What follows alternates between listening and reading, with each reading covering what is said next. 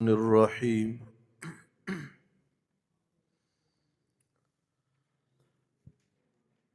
آپ گزشتہ 2 دنوں سے یہ بات سنتے آ رہے ہیں کہ مسلمانوں میں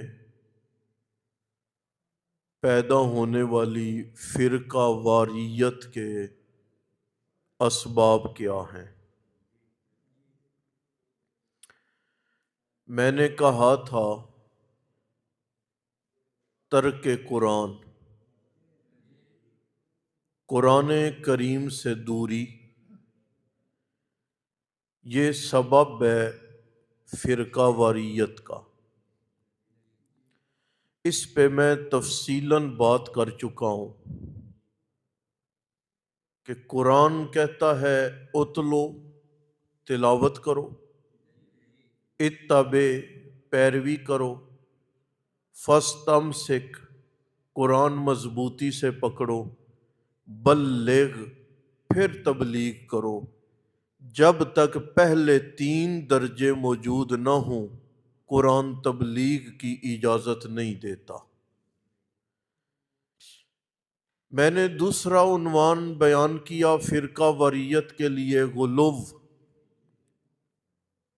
کسی شے کو اس کی حیثیت سے اونچا لے جانا۔ پیغمبروں کو رب کا بیٹا کہنا بھی غلو ہے۔ عبادات کی طے شدہ مقدار کو کراس کر کے بہت زیادہ صوفی منش بننا، یہ بھی غلو ہے۔ رحمت دو عالم صلی اللہ علیہ وسلم نے ہر رات نوافل پڑھنے والے کو، ہر دن روزے کی نیت کرنے والے کو، اپنی بیوی سے کنارہ کش رہنے والے کو بڑے عجیب الفاظ میں تاکید کی ہے کہ میں اتقاکم للہ،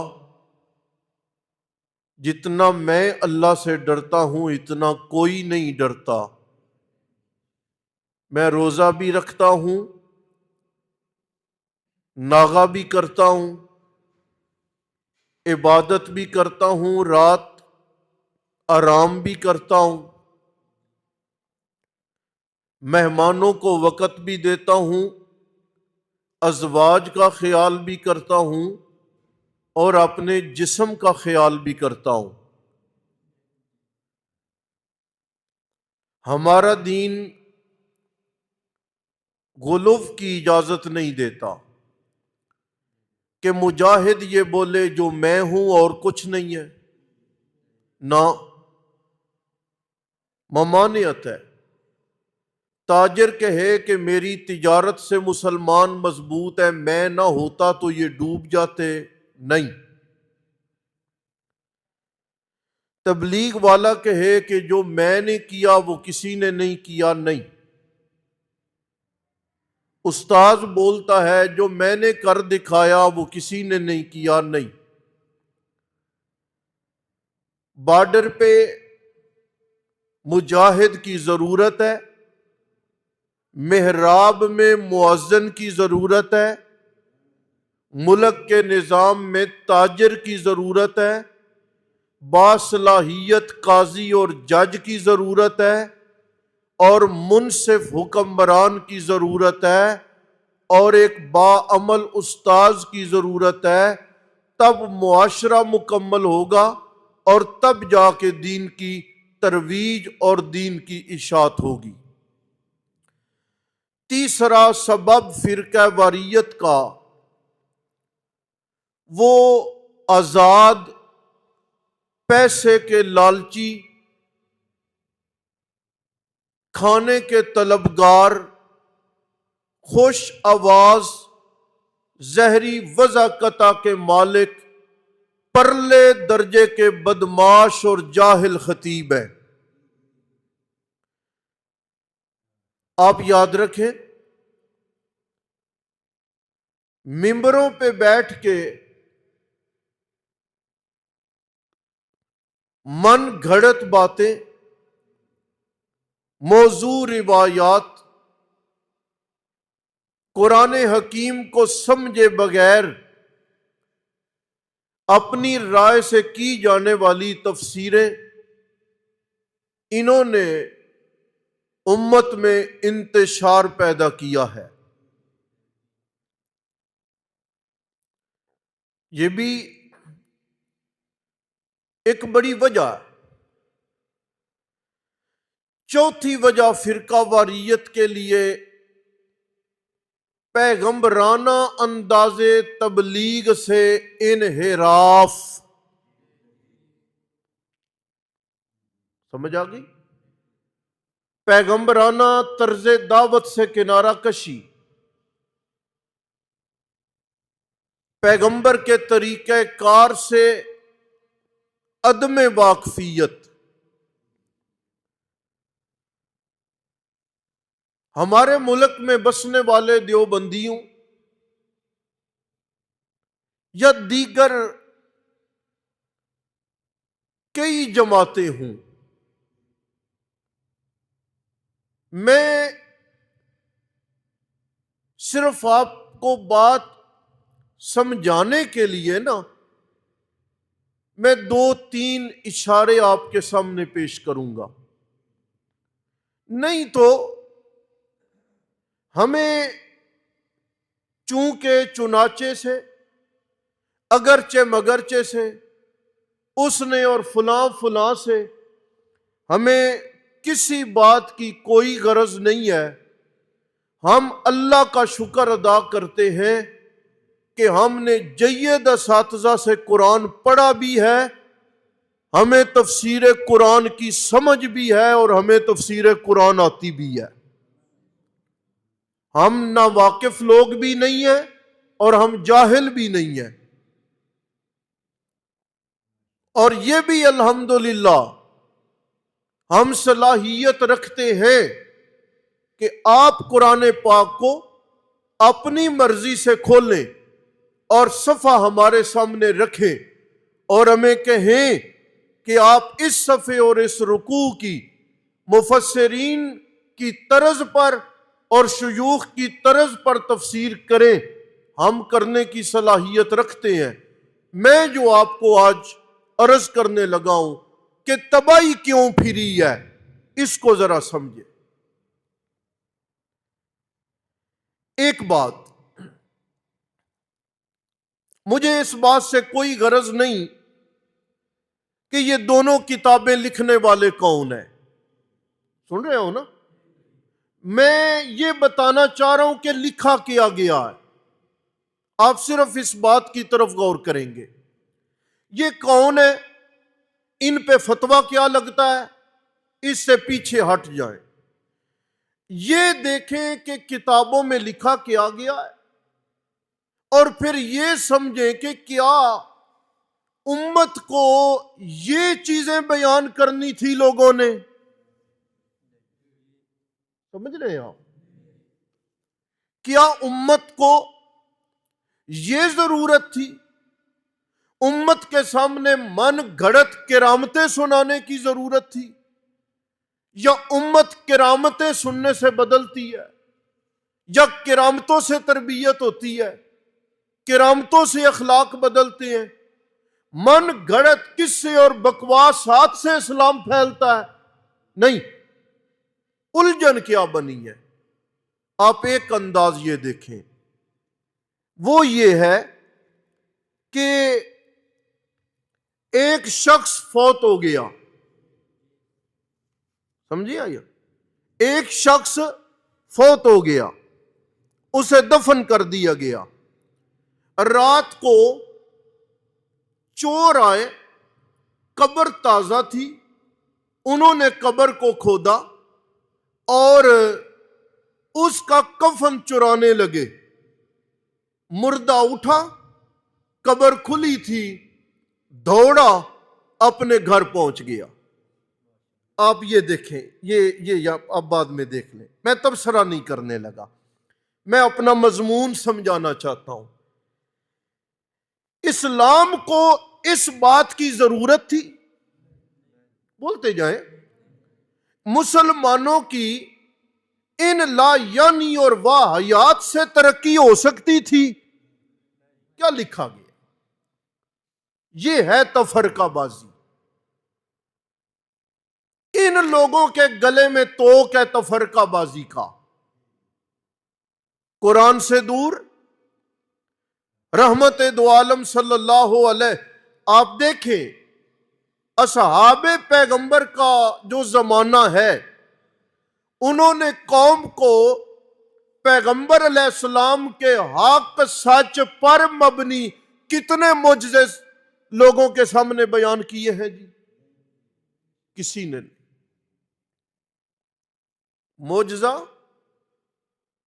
رحمت دو عالم صلی اللہ علیہ وسلم کے دور میں موقع بنا، اللہ نے معجزہ ظاہر کر دیا، لوگوں نے دیکھ لیا، ان دیکھنے والوں میں مسلمان بھی موجود تھا کافروں کے لیے، دیکھ مسلمانوں نے بھی لیا۔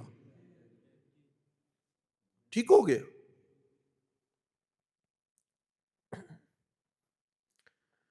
لیکن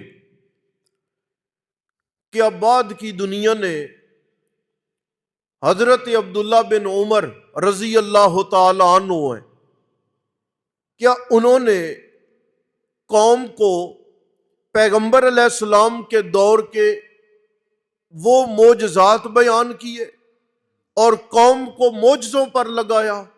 نہیں، بلکہ حضرت عبداللہ ابن عمر نے کیا کیا؟ سفر جاری تھا، راستہ وہ تھا جس راستے سے نبی پاک علیہ السلام نے ہجرت فرمائی تھی، اس راستے سے سواری پہ سفر فرما رہے تھے۔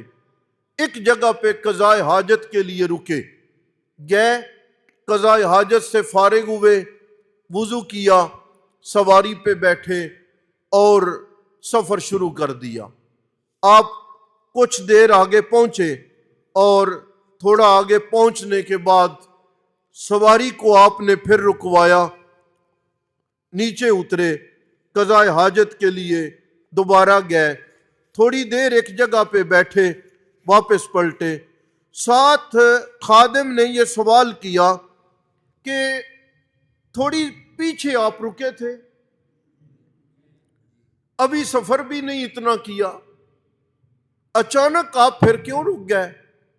کہنے لگے کہ میں نے نبی پاک علیہ السلام کے دور میں آپ علیہ السلام کے ہمراہ ایک سفر اس راستے سے کیا تھا، اس جگہ پر نبی پاک علیہ السلام کی سواری رکی تھی، آپ نیچے اترے تھے، قضائے حاجت آپ نے کی تھی، میں بھی رکا، میں قضائے حاجت میری اب طلب نہیں تھی، لیکن اسی جگہ پہ میں نے سواری روکی، اسی رخ میں گیا، اتنے قدم میں چلا، ادھر جا کے میں بیٹھا تاکہ ہمارے عمل سے اللہ کے رسول صلی اللہ علیہ وسلم کی عادتیں قیامت تک کے لیے زندہ رہ جائیں۔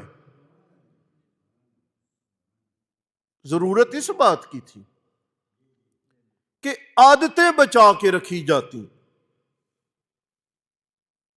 ضرورت اس بات کی تھی کہ اپنے اکابرین کے اخلاق، اعمال اور ان کے کردار کو بچا کے رکھا جاتا، کہ ہم جسے پیر اور جسے وڈیرا مانتے ہیں وہ قرآن اتنا پڑھتا تھا، اس کی نماز ایسی ہوتی تھی، اس کے بولنے چالنے کا طریقہ کار یہ تھا، اس کا انداز تبلیغ یہ تھا، وہ مہمان نواز تھا، وہ گھر کے معاملات میں بڑا خوش طبع تھا، وہ بڑا با ادب تھا۔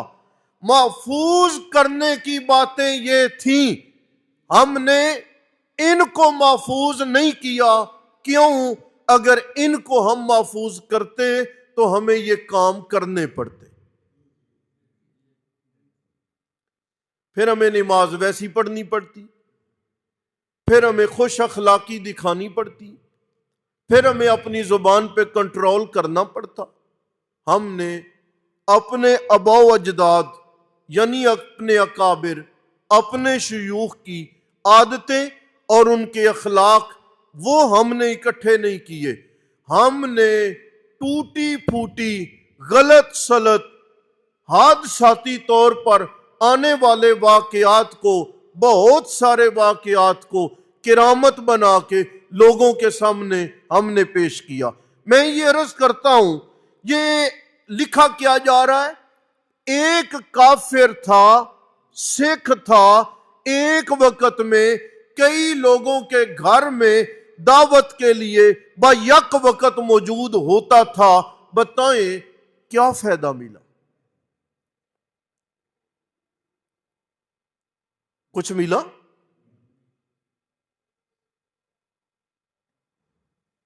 کیا اسلام کی خدمت ہو گئی؟ قوم اس وجہ سے بگڑی ہے۔ آپ کو کل کے سبق کا ایک لفظ یاد ہو، ایک پیر کے مرید نے اپنے پیر کی کرامت بیان کی، دوسرے نے جھوٹ گھڑ کے اپنے پیر کی کرامت اس کی کرامت سے بڑی بیان کر دی۔ اگلی نسل آئی، انہوں نے دونوں پیروں کی کرامتوں کو جمع کیا، کتاب لکھ ڈالی۔ ہم نے کہا کہ یہ ہمارے باپ دادا کا سرمایہ ہے۔ آپ انہیں دیکھیں، یہ نشانات سے بھری ہیں، ہم نے پڑھی ہیں، ہم نے ان پہ لائنیں کھینچی ہیں۔ آپ کہیں سے کھولیں گے آپ کو یہ حالات ورق بھرے ہوئے آپ کو ملیں گے۔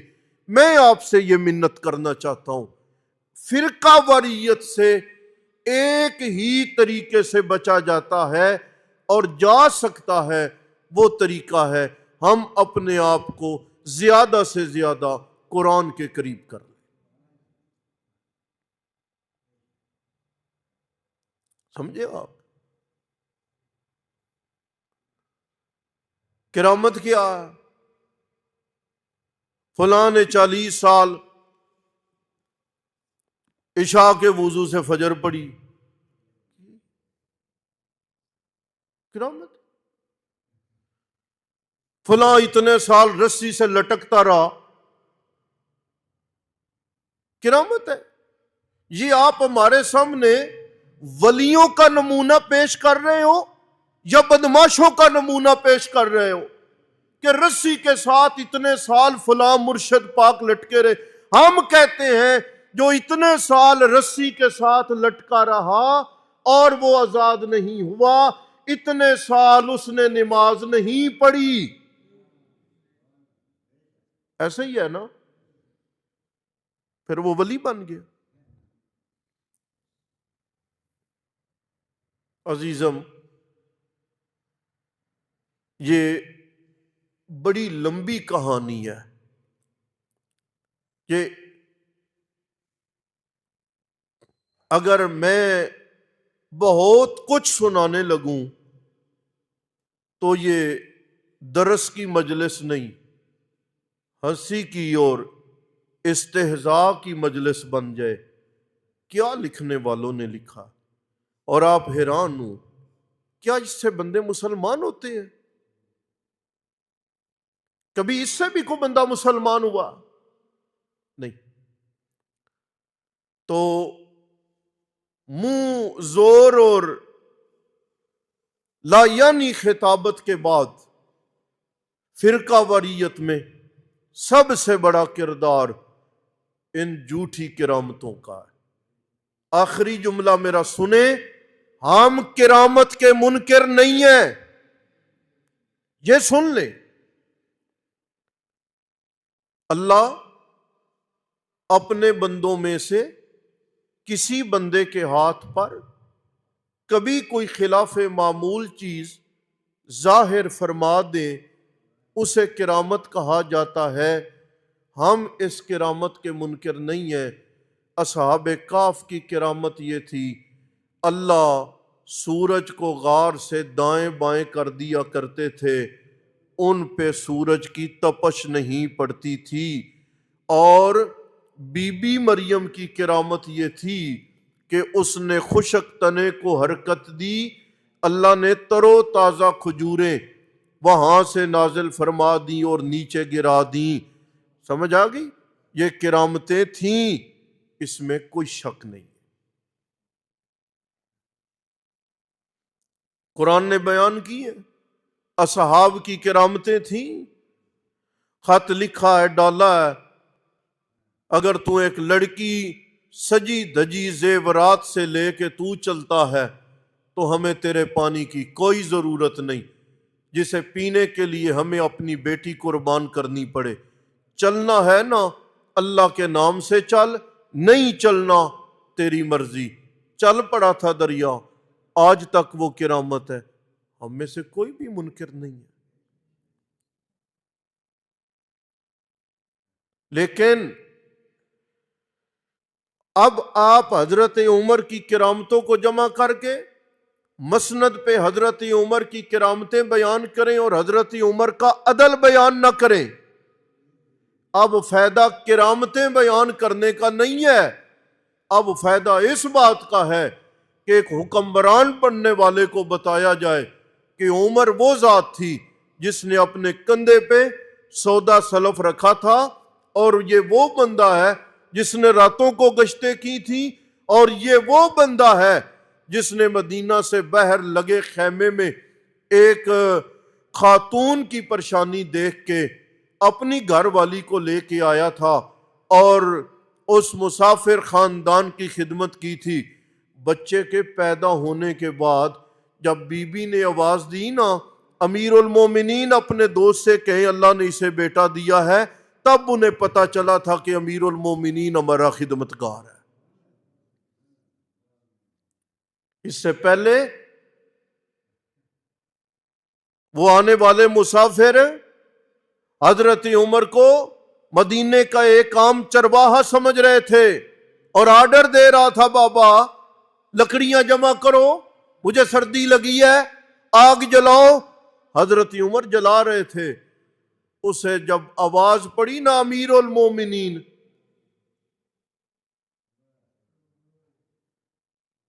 تب اسے پتا چلا کہ میں اس بندے کو آرڈر دے رہا ہوں جسے دیکھ کے شیطان بھی راہ بدل لیتا۔ ضرورت اس بات کی